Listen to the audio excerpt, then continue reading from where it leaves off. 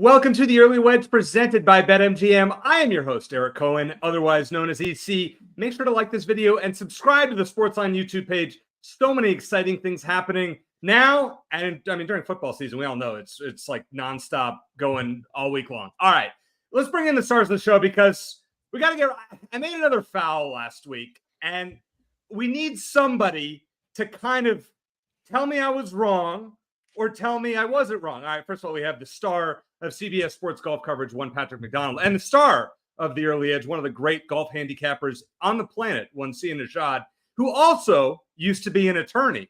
So Sia, last week, for those who watched the show, they know that I mushed you during the show a couple weeks ago, accidentally, with the Nationals' first 5 pick. So after the 18th hole, Tom Kim on Sunday makes a 10-foot putt to go into a playoff after all the craziness. Yep. And I tweet out, Patrick going for the 50-1 long shot, and I already hit my 14-1 parlay. Nice week for us. I didn't say you were going to win. You're going up against Scotty Scheffler, who had 5 wins. See, that's not a mush, right? Okay, so here's the thing. By the way, I've been really bad in baseball with my picks since that mush of that particular game. But I'm not blaming you for that. Here's why you were in the wrong. Okay. Because of the last clause of the text.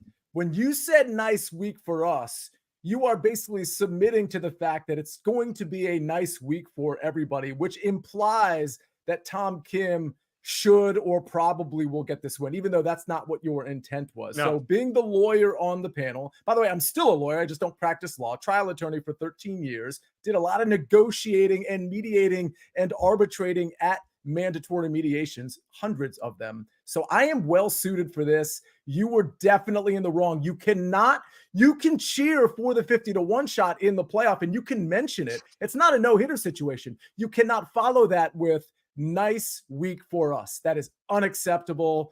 Big time foul. Patrick, your response on that thread was EC ... You didn't just do that. I wasn't saying that Tom Kim. In fact, I knew Tom Kim was not going to win. He's going up against Scotty. So we know that. You know I wasn't trying to jinx you, right? I mean, how many times does a professional golfer with a lob wedge in hand miss his mark by 20 yards short to the right? Yeah. What happened with that shot, by the way? Like, what was that all about? 111 downwind, juice is flowing. Probably thought he could get.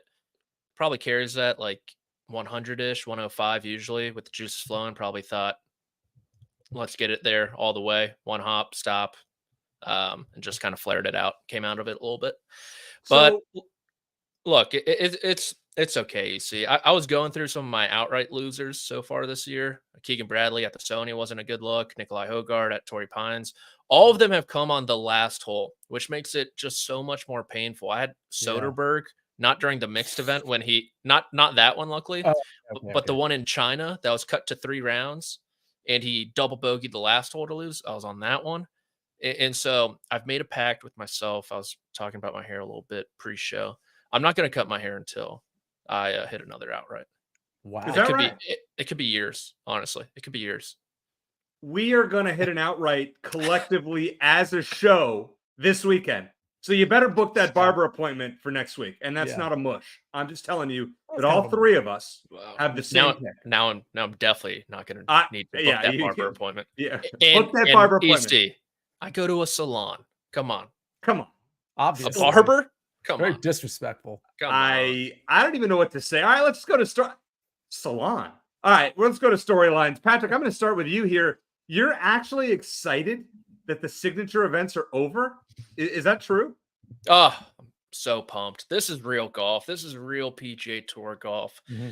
Travelers Championship, API. Yeah, that's cool every now and again. But you get me the Rocket Mortgage Classic. You get me the John Deere Classic. We get the 3M open up here. Wyndham Championship. Now my juices are flowing. And a lot of these, I call it kind of the PGB Tour instead of the PGA Tour.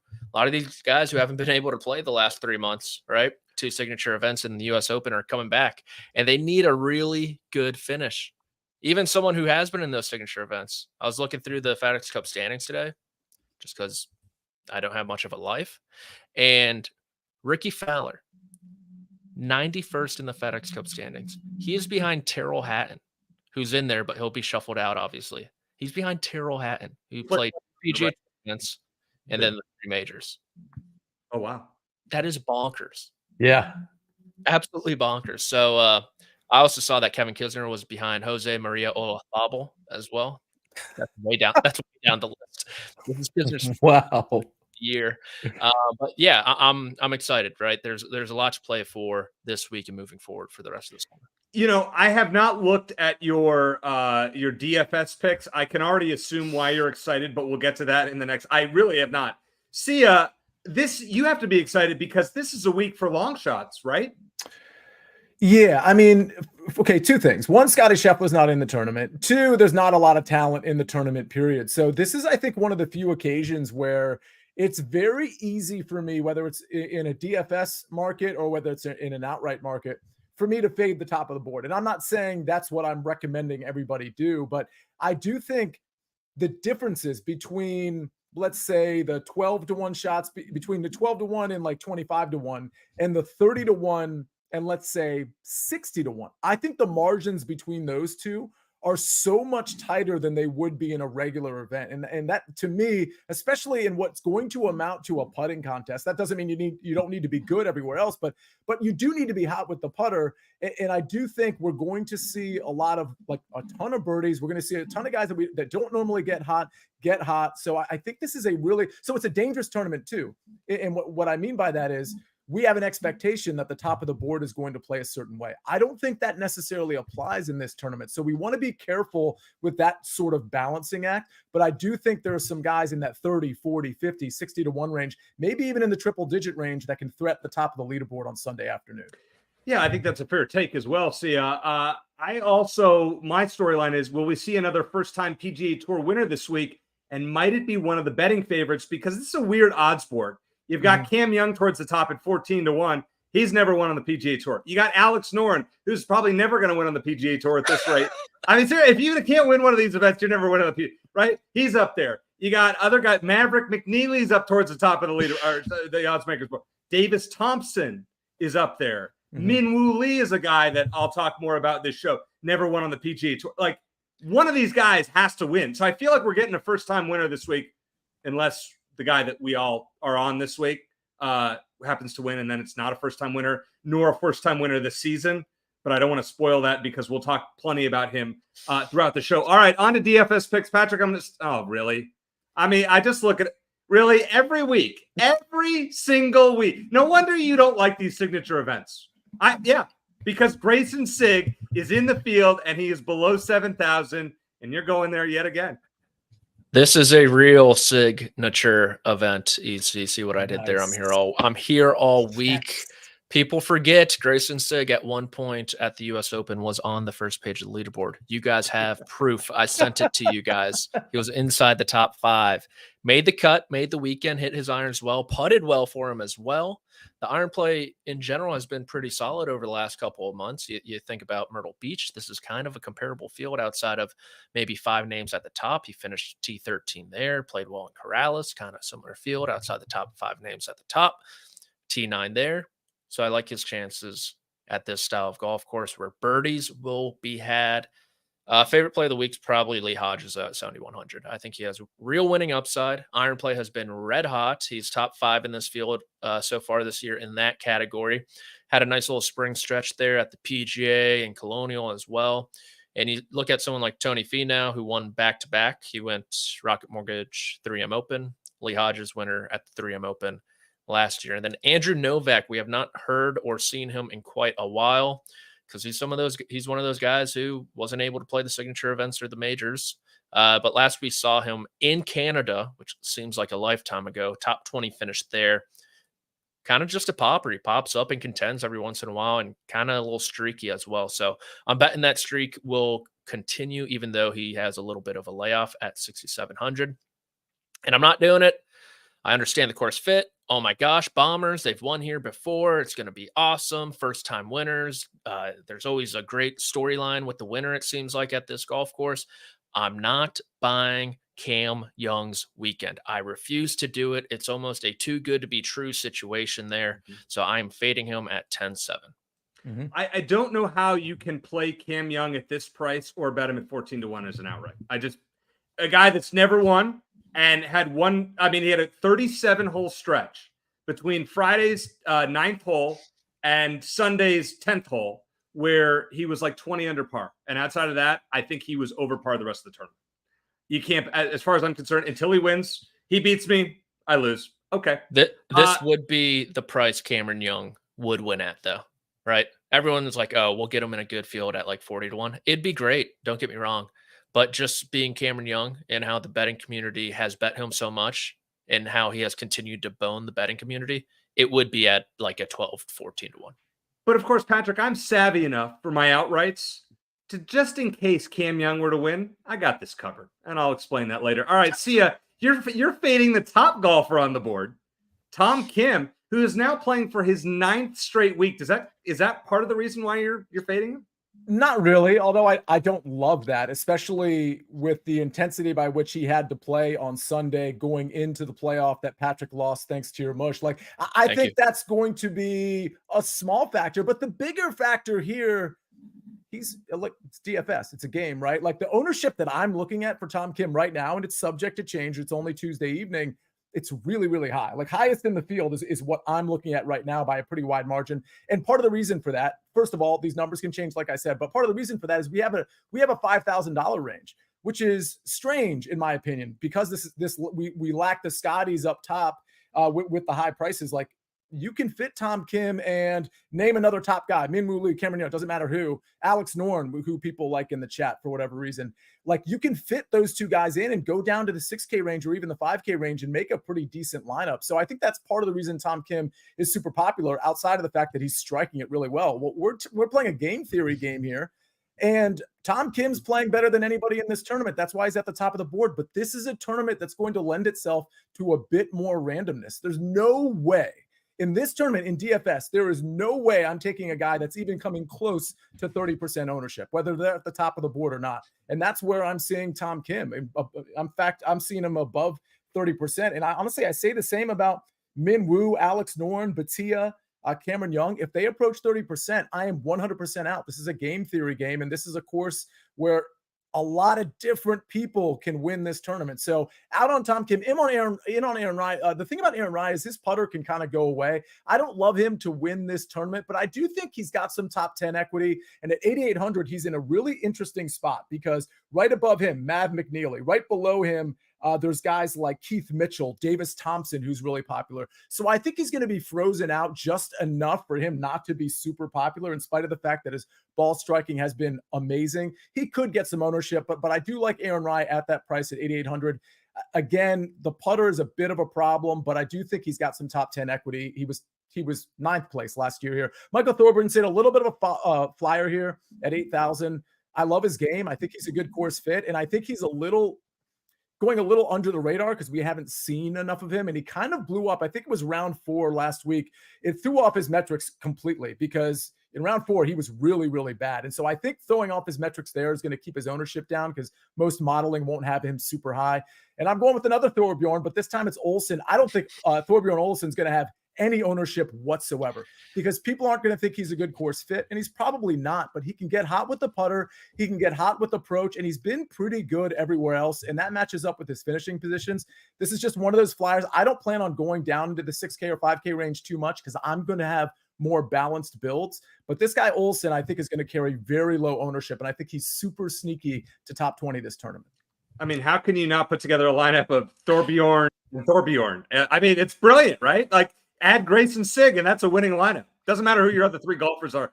Patrick, what do you think about the Akshay Bhatia playing 8 weeks in a row, Tom Kim playing 9 weeks in a row? You kind of gave us a dissertation the other week of these guys don't like to play more than 3 in a row. They get tired. And then we see Tom Kim and Akshay who just don't want to take a week off. Yeah, they're 22. Tom Kim single. He's living the good life. No one at home to tell him what not and what to do. So good for him. Sounds like he's not going to play. He's going to play like the Open, and that's kind of, and the Olympics, of course. And then Akshay. I mean, they both said like they were playing good golf. They felt very close to something good happening, and obviously that happened at the Travelers Championship. Sorry, I'm a little distracted by the Michael Thorbjorn Olesen picks by Sia right now. Yeah. I'm just laughing internally to myself. First time in early wedge history we have back-to-back Thorbjorns. Did you do that on purpose? A little bit. Okay. So Olsen and Michael Thorbjornsen were kind of on my list, and I wanted to find guys that I didn't think were going to attract enough attention in the DFS market. So I basically kind of forced Olsen in there. I wanted to go maybe a little bit higher, but I do think even in matchups, so we've got a matchup, but we'll get to that in a second. I didn't make this one of my official plays, but Thorbjorn Olesen is up against Mark Hubbard, and Thorbjorn Olesen is plus 105 to Mark Hubbard's minus 130. I think people are going to sneak to the safety of Mark Hubbard in that matchup and be like, oh, it's minus 130. There's not a ton of juice. Mark Hubbard's pretty reliable.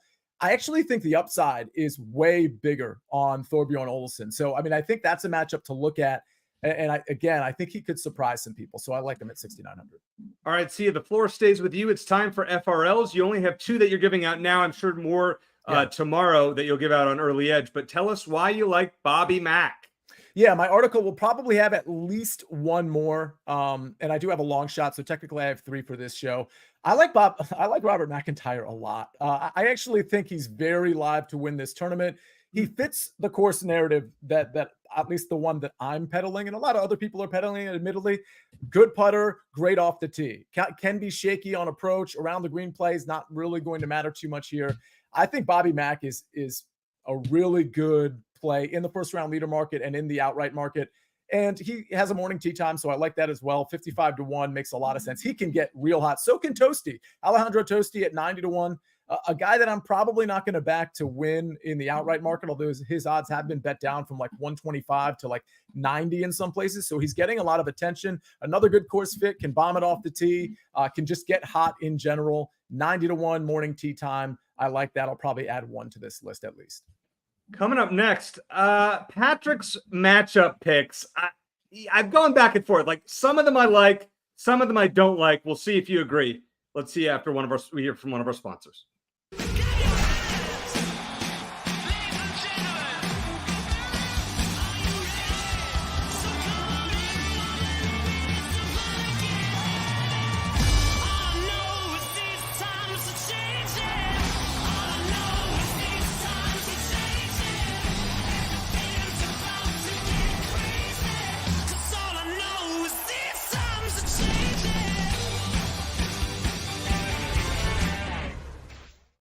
So, Patrick, if we're collectively fading Tom Kim, we kind of have to do the same with Akshay, right? Same thing, like 8+ weeks playing. We no Akshay this week, right? We're gonna fade him, right? That's what we're gonna do everywhere across the board. Right? No, I'm fading Cameron Young. Okay. Why would you pick a guy 8 straight weeks of Akshay? And we're gonna okay, fair enough. Let's hear it. Go for it. He's young, 22, whole life in front of him, full of energy. And he's a much better player than Cameron Young at the moment. He's driving the ball great. The iron play took a nice step last week. Needs to improve a little bit, I would say. But the putter is also awesome with that broomstick. So you're giving me plus money over Cameron Young, who outside of 2 rounds has been dreadful for the most part of the past couple months. I will take that. EVR, this is this price, I can only explain it based on course history. EVR's missed 2 cuts. Cam Davis is obviously one here and has had a couple good outings as well since that win, but he's been pretty bad over the last handful of months. EVR missed the cut at the U.S. Open, but outside that, the iron play looks awesome. Just general ball striking's in a good spot, and the putter is great as well. And then Aaron Rai, minus 130 over Will Zalatoris. Zalatoris doesn't have a top 40 finish since the Masters, and Aaron Rai has just the game you want around this place. He's going to find a ton of fairways, great from tee to green. Like Sia said, the putter can come and go, but I'm hoping he honestly won't need it to beat Will Zalatoris. So I'm willing to pay the juice on that one, even though the names suggest otherwise. Okay, fair enough. I can get behind it. That's fair. Now, Sia, I know you like McIntyre. Taylor Moore's history at Detroit Golf Club is actually really good. Doesn't he have back-to-back top 10, something like that? I know his recent play hasn't been good, but we're fading him for Bobby Mack? Yeah, I'm in on Bobby Mack this week in a pretty big way. By the way, I want to mention some of the some of the comments. I wasn't trying to criticize those who like Alex Noren this week. I think he's a fine play. I probably won't be playing him, but I wasn't trying to disparage anybody there. I love Weed says always pick a Kim. May I recommend SH Kim? Maybe in the first round leader department. But I do think SH Kim has some upside, a really good putter as well. Willie Z is an auto fade, says JPAR 1320. Okay, let's get back to the subject at hand. Okay, here's the thing about Taylor Moore.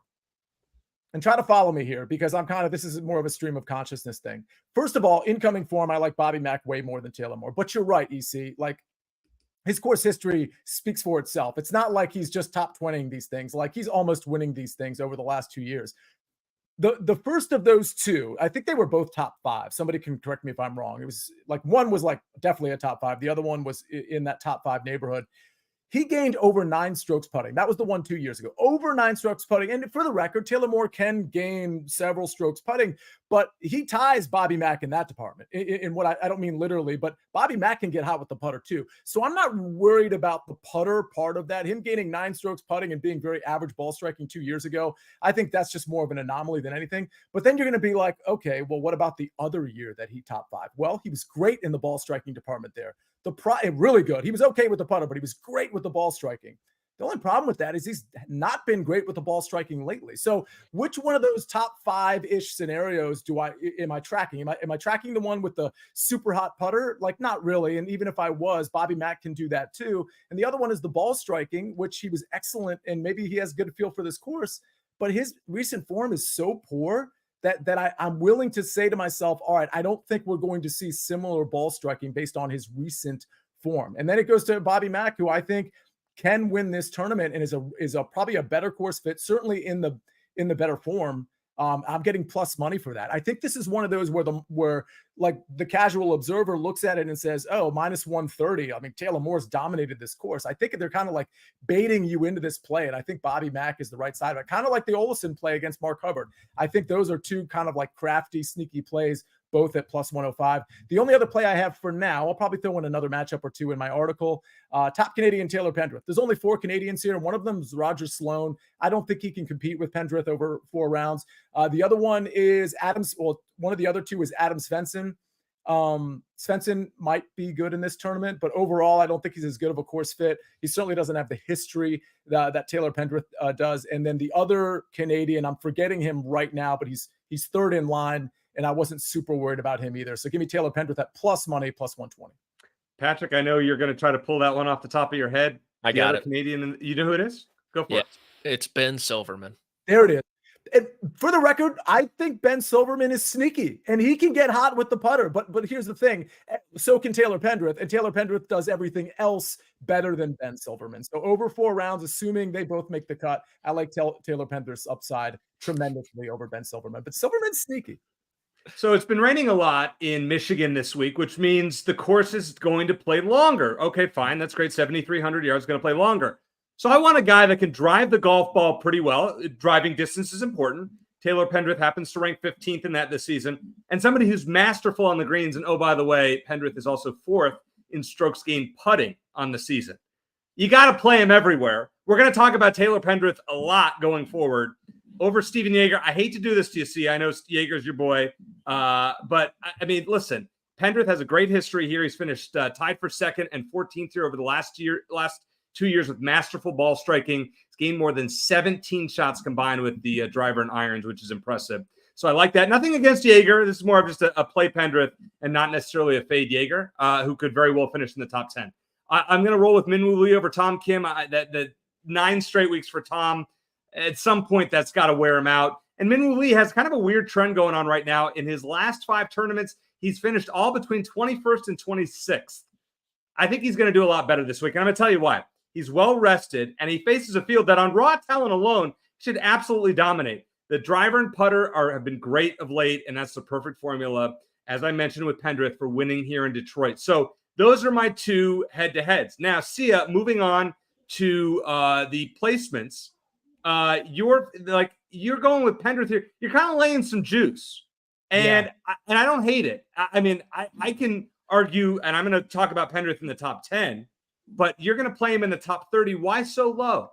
So here's the thing, the top 30 market over the last like 5 or 6 weeks, I think that's the market I've sort of settled in as the most comfortable market for me. And it's not offered anywhere, everywhere, I should say. So it's one of those things where you can kind of take my advice and be a little bit more risky if you're only getting top 20, top 40 and put it in the top 20 market, or, pay even higher juice in the top 40 market. That's kind of up to you. But like DraftKings is a place that offers the top 30 markets. Sometimes BetMGM does, and sometimes other books do as well. I think Taylor Pendrith is one of those plays that, like, I think we all agree he can win this tournament. He's coming in with really good recent form.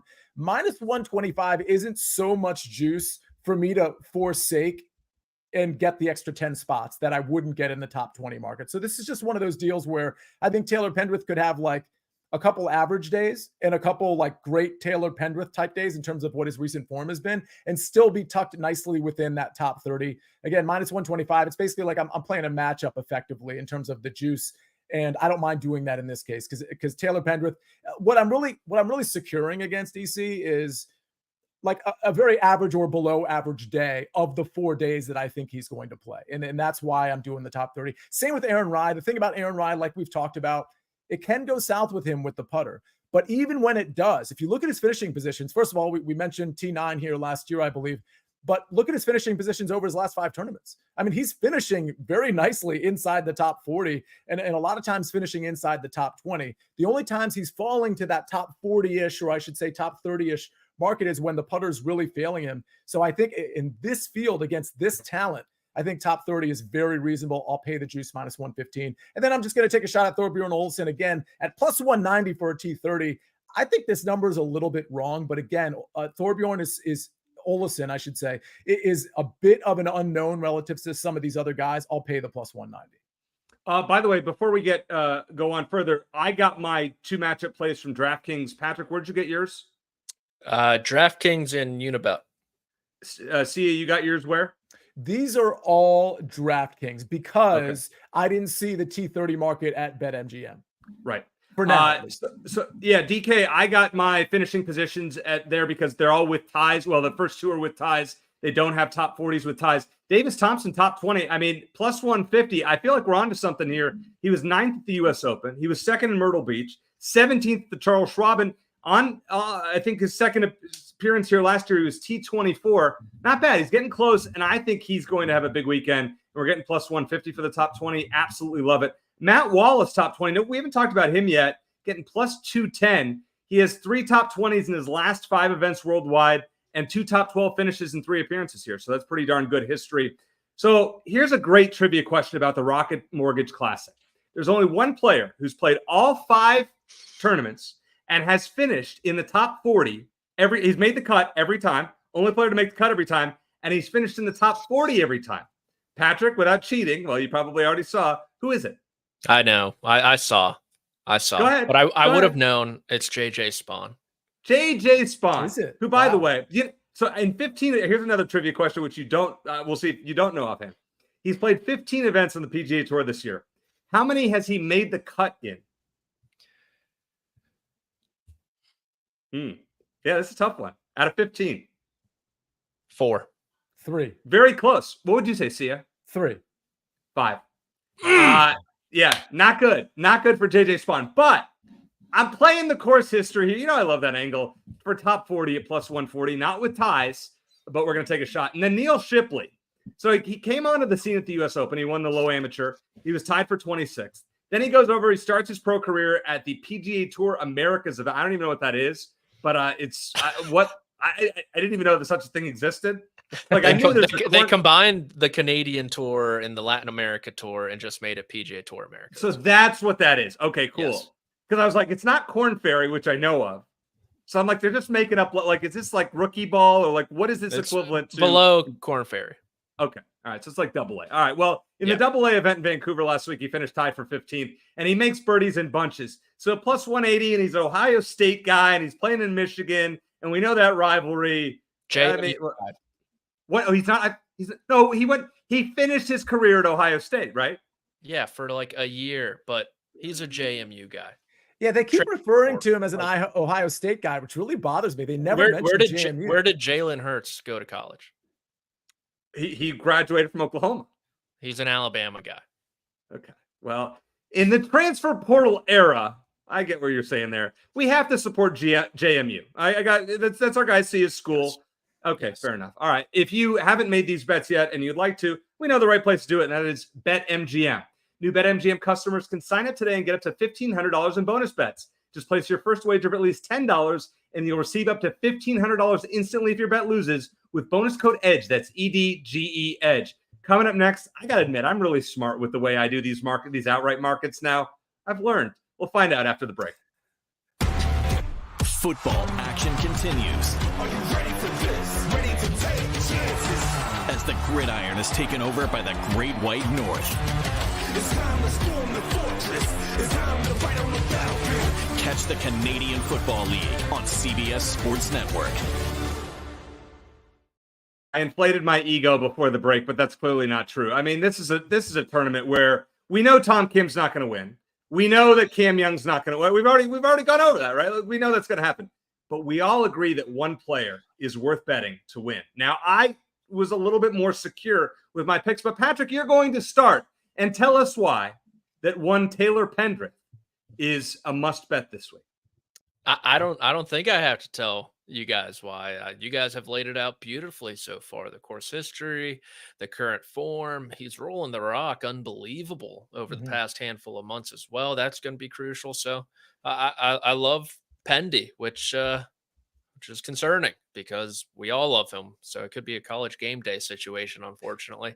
And for all the heat that this man took at the beginning of the episode, EC saying he's definitely not going to win. Sia making fun of people in the chat, liking him, and then taking it back, which, he took it back.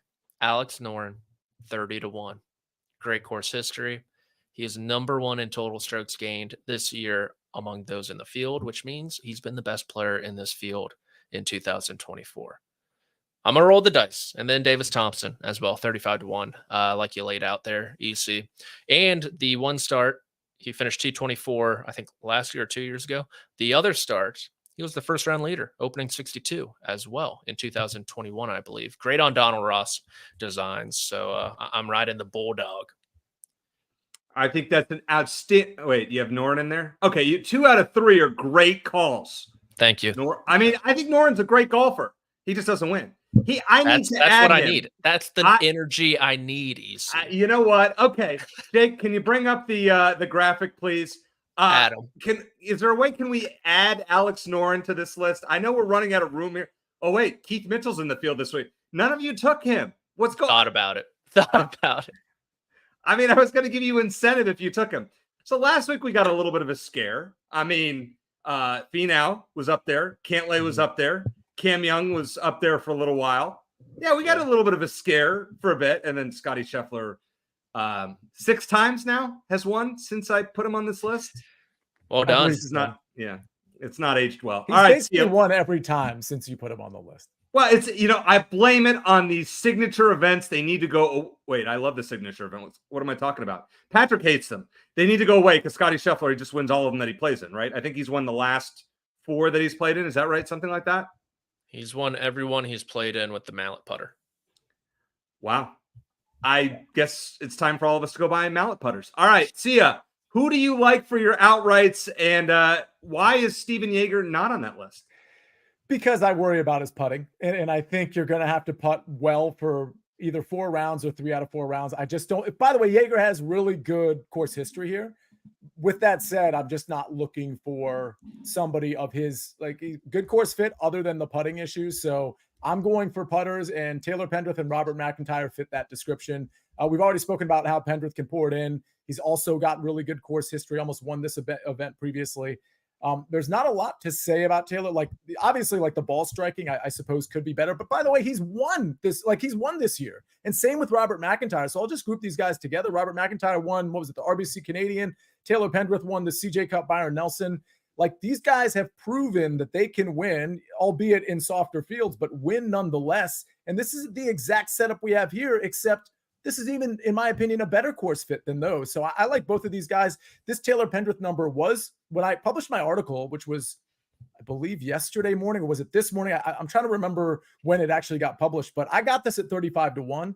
It slipped to 30. It's been like 25 in some markets as well. Robert McIntyre is just saying steady at 40-1. I like both of these guys. I have a long shot as well, but I may add a shorter shot. Like, I'm really debating with myself whether I want to take with one additional outright, for example, like a Min-Woo Lee, whose number's already been chopped from 28 to 20-1, somebody like that, or if I want to spend maybe money on 2 more outrights at longer odds. So I haven't made that decision yet. I'll publish that in my article, but these were my first 2 clicks. Then they're my most confident plays from an outright standpoint. Well, we have some synergy this week.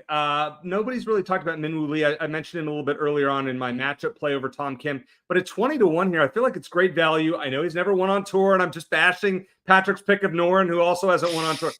Smaller sample size, fair. Min-Woo Lee's got the game to win. If he can't win in this field, we might add him to the list. The list has not expanded in a few weeks. I think it's time we got to shrink the font because somebody, either Noren or Min-Woo Lee, is getting added to this list next week. Put Noren on the list this week. Jake, I mean, it's if you say then we'll all have to bet it. Put him on the list this week. So then I got smart. You owe me that much, EC. Okay, fair. All right, Noren it is. Okay, fair. So then I said, all right, if we're not going to do Akshay, and we're going to Fanatics say at this market, no Bhatia, no Cam Young, no Min-Woo Lee, no Tom Kim. So I can get Taylor Pendrith at 22-1. I can get Aaron Rai at 25-1, who I like a lot. Plus, he wears double gloves, which I used to do on the golf course. And Davis Thompson at 28-1. I mean, I know I'm paying a little bit more of a premium than Patrick is on those, but I'll tell you what, it's worth it because I'm knocking out the 4 favorites.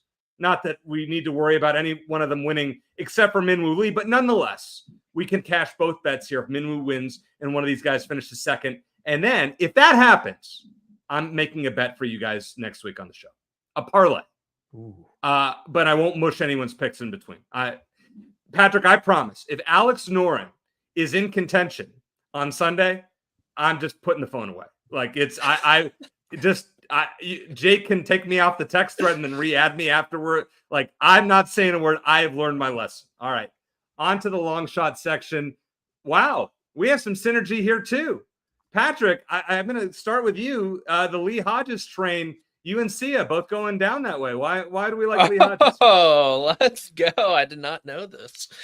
His iron play has been awesome. He's top 5 in this field in 2024 in strokes gained approach. The putter can come and go, but generally the ball striking has been awesome. Like I said, he had that stretch in May where he really found his game, and I think he's just a sneaky play at 75-1 to potentially take this one down. All right, Sia, Lee Hodges, why do you like him? And then tell us about Kelly Kraft at a big number. I mean, if that happens, you should be buying us lunch for a week. That's right. So let's start with Lee Hodges. Yeah, the iron play has been great. He can kind of spray it off the tee. That shouldn't hurt him too bad here. The off the tee game needs some work, but approach, putter, like that's not necessarily the recipe here. But if you're going to be super dialed in on both of those, I'll absolutely take it, and especially when your number is 75-1. I think Lee Hodges is one of those guys. He's one of many guys that are going to be in the 60 to 125-1 range that are going to be at the top of the leaderboard Saturday, Friday, and potentially on Sunday. So, I mean, again, I don't think this is a tournament that, while the guys at the top are clearly the better talents, I don't think this is a tournament where we're going to see like more than half of those guys at the top on Sunday. A lot of those guys are going to fade, and a lot of guys like Lee Hodges are going to creep up. As far as the first round leader, you might remember me repping out Kelly Kraft at the Zurich Classic when he was playing with Kevin Tway. I gave 3 DFS plays, and then I was like, the other one I was considering at like 5,700 was Kelly Kraft and Kevin Tway. They actually had a good tournament. Kraft is one of those guys, he hasn't played a ton, but he can get really hot with the birdies. And while I don't expect him to contend in this tournament, at 150-1, is he worth $3? Actually, no. But is he worth $2 as a long shot? The answer to that for $300 is yes. He can get hot for a round for sure. Lunch on Sia, if that happens. All right. Last week, your boy hit a 14-1 parlay with Brian Harmon and Tony Finau in the top. I mean, we were long overdue. I know we've had a rough go with these parlays, but we don't stop every week of this show. I'm going to do these. I'm going to have these in there, and we're going to hit some every now and then. Now look at this one. Pendrith and Davis Thompson, top 10 at 20-1. All right, so this will be half my normal size bet. But okay, we can get behind that if Davis Thompson pops like we saw at the U.S. Open and in Myrtle Beach. And look at this top 21. I mean, in honor of you, Patrick, we got Alex Noren in there. In honor of you, Sia, we got Steven Yeager. And in honor of me, we got double-gloved Aaron Rye because that's how I used to play, golf. And then I realized you got to just stick with one glove. It's just the way to go. Anyways, at 14-1, I mean, based on all the logic that has been given out on this program, tell me that is not a good ticket. Now, somebody that we have not talked about on the show yet, Ricky Fowler. Patrick, he won this tournament last year and won me some money, so I appreciated that. But this year, not so good. Why are you not playing Ricky this week? Because Ricky Fowler is bad at golf in 2024. Like I said at the top, he is 91st in the FedEx Cup standings. That is dreadful for a player like Ricky Fowler. He has 2 top 20 finishes. The second came last week. It was a lot of putting. So unfortunately, the lead-in form is nowhere compared to what it was last year when he was awesome. He was playing like a top 10, top 15 player in the world. See a couple mentioned in the chat here. Keith Mitchell and Eric Cole. Which one do you like better? Which one would you put your money on? From a value standpoint, I would say I would probably put a few bucks on Eric Cole. I have a problem with Keith Mitchell in DFS because I think he's going to be popular because the ball striking is so good. It's just the putter that's an issue. I mean, listen, if there was going to be a tournament that like Cam Young or Keith Mitchell would win, if either of them got a hot putter, it would be this tournament. But I'm just not counting on that. Like my whole approach to this week is you got to be showing some consistency or some ability to spike with the putter. And those two guys, even Yeager, like even though he's got good history here, they haven't shown me enough there. So it's easy for me to not completely disregard them, but to like not have them, for example, on my outright card. See, earlier in the show, Patrick mentioned that he really enjoyed these tournaments, these full field 156 player events as compared to the signature events. How do you feel about that?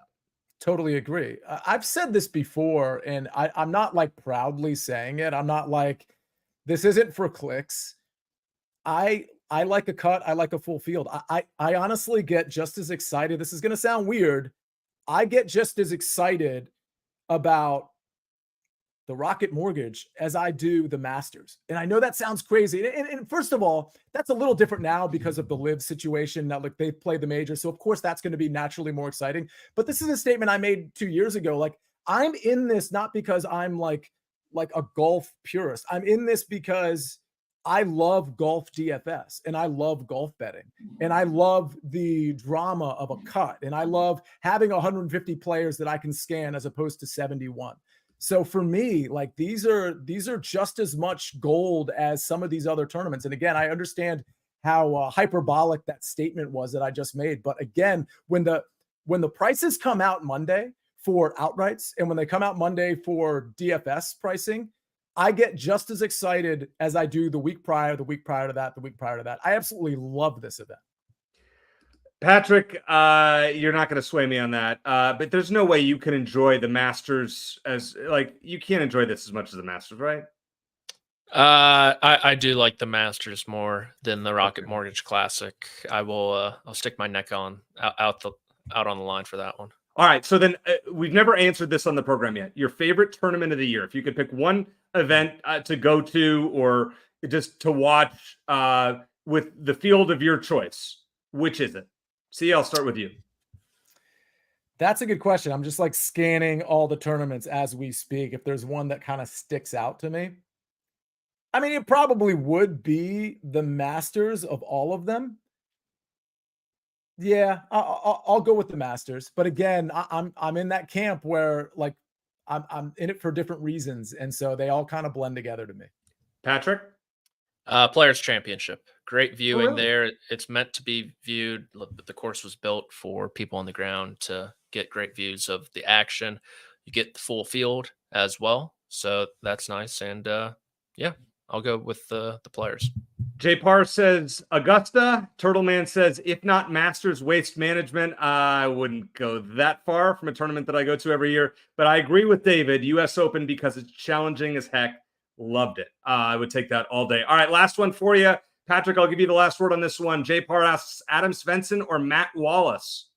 Ooh, actually, in my article, I did have Adam Svensson written up at 90-1, but he's like down to 50-ish, 45 in some spots. I'm going to go with the Canadian over the Englishman there. Okay, Adam Svensson. Sia, would you agree with that? Yeah, I agree. I think Matt Wallace is getting a lot of steam because of how he's been playing, but I'm not a huge fan of how he's doing it. I would probably lean Svensson as well.